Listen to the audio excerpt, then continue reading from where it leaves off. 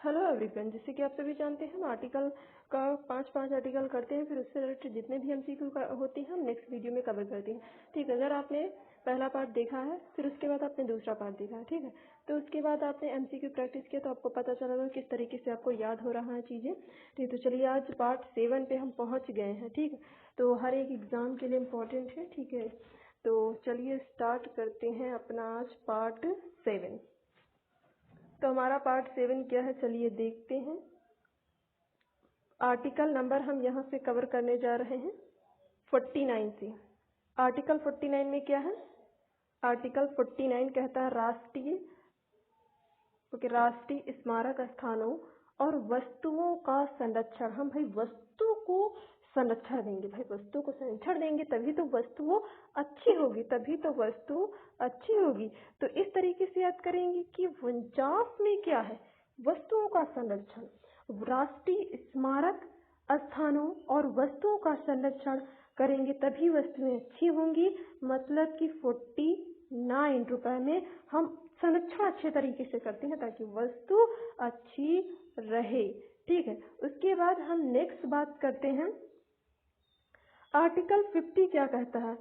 Article 50 क्या कहता है, तो कार्यपालिका से, ठीक, कार्यपालिका से न्यायपालिका का पृथक्करण। हमने दो लोगों को अलग कर लिया, दो प्रेमी, ए प्रेमी 1, प्रेमी ए प्रेमी, इन दोनों को हमने अलग कर दिया। अब ऐसे अलग करना, 50 रुपए में अलग किया। ठीक, इसका जो चार्ज लिया है वो कितना चार्ज लिया है, 50 रुपए का चार्ज लिया। इसे तो बहुत अच्छे तरीके से याद हो गया होगा कि कार्यपालिका से न्यायपालिका का पृथक्करण कौन से आर्टिकल में है, तो आर्टिकल 50 में है। आर्टिकल 50 क्या कहता है, कार्यपालिका से न्यायपालिका का पृथक्करण। ओके, नेक्स्ट अब बात करते हैं हमारा जो है कि 51 क्या कहता है। आर्टिकल 51 क्या कहता है, अंतर्राष्ट्रीय शांति और सुरक्षा।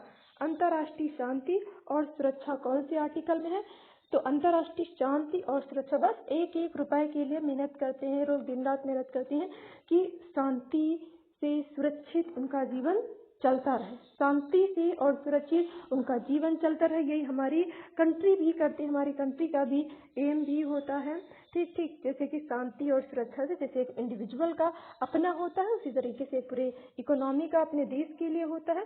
ठीक है, इंटरनेशनल रिलेशन भी अच्छे खासे रहे, ठीक, और सुरक्षा बनी रहे। ठीक, तो 51 क्या होगा, अंतर्राष्ट्रीय शांति और सुरक्षा।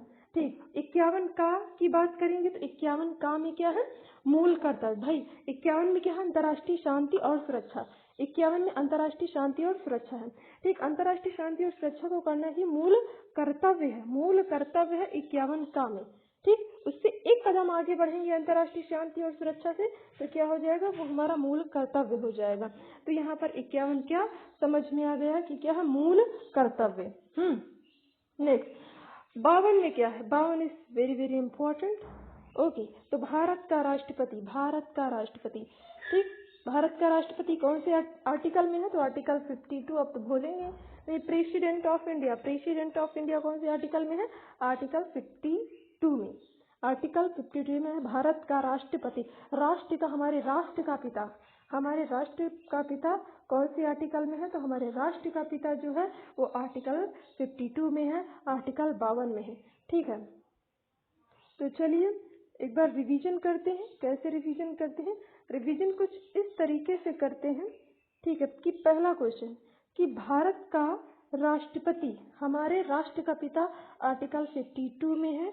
मूल कर्तव्य अंतर्राष्ट्रीय शांति और सुरक्षा को बनाए रखना हमारा मूल कर्तव्य है, आर्टिकल 51 का में है। और फिर 51 में शांति और सुरक्षा, अंतर्राष्ट्रीय शांति और सुरक्षा 51 में है।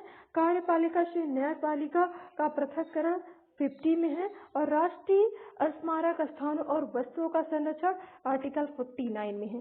तो आर्टिकल 49 में है राष्ट्रीय स्मारक स्थानों और वस्तुओं का संरक्षण, आर्टिकल 50 में कार्यपालिका से न्यायपालिका का पृथक्करण, आर्टिकल 51 में 51 में अंतर्राष्ट्रीय शांति और सुरक्षा, आर्टिकल 51 का में मूल कर्तव्य, आर्टिकल 51 का में मूल कर्तव्य, और आर्टिकल 52 में अनुच्छेद 52 में है भारत का राष्ट्रपति। इतना तरीके से 5 अनुच्छेद लेके समझा दिया। अगर एमसीक्यू इस पे बचा देंगे तो आप पूरा ही पूरा सही कर लोगे। 10 MCQ हम लेके आएंगे कल के वीडियो के सेशन में। देखते हैं आप कितने सही हैं। Wish you all the best. Video को लाइक शेयर सब्सक्राइब कीजिए, क्योंकि हर एक वीडियो बनाने में बहुत एफर्ट्स लगते हैं, जो कि आप लोग बहुत अच्छे से जानते हैं। तो देखते रहिए। Wish you all the best. Thanks for watching this video.